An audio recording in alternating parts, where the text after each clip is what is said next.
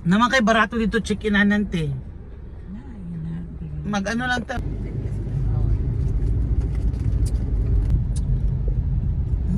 Tama na.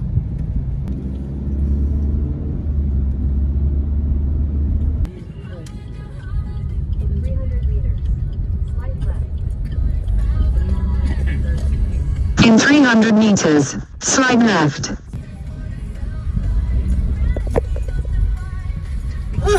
Video gel.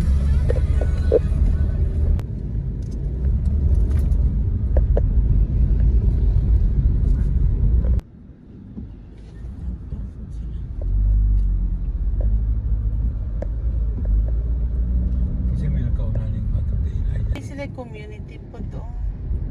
Baliya-baliya po ang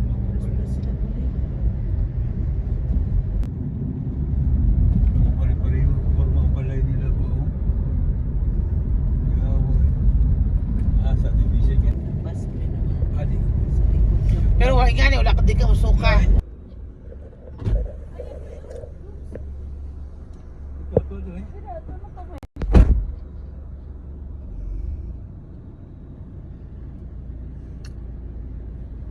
Namita sila tulugan guys. Dito kami sa Daylayan. Yan, layo ng biyahe namin, 8 hours. Alas 3 pa. Ilan may imo ko na nito eh. Tulo, sa isa-isa ta. Nakikutsara na yun.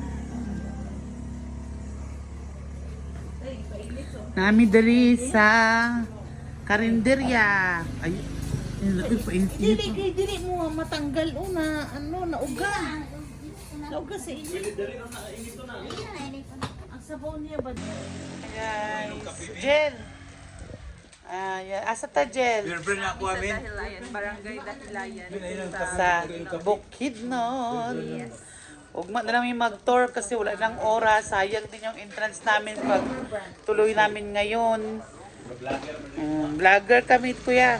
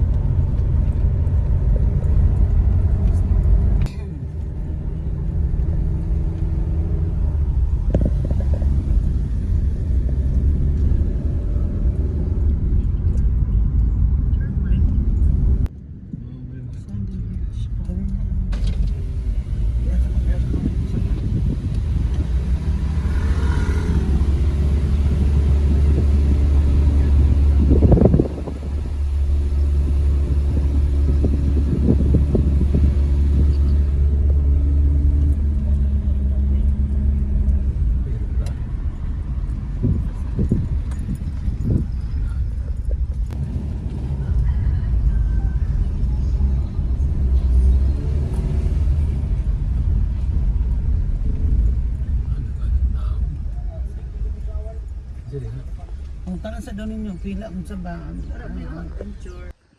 Hey guys, ito nga pala yung bahay na tutulugan namin yung gabi.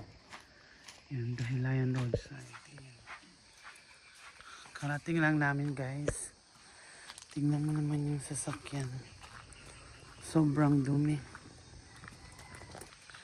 Ayan. Doon kami bukas sa taas. Akit kami doon bukas sa taas. Day tour kami sa Dahilayan Park. Yan yung bahay namin.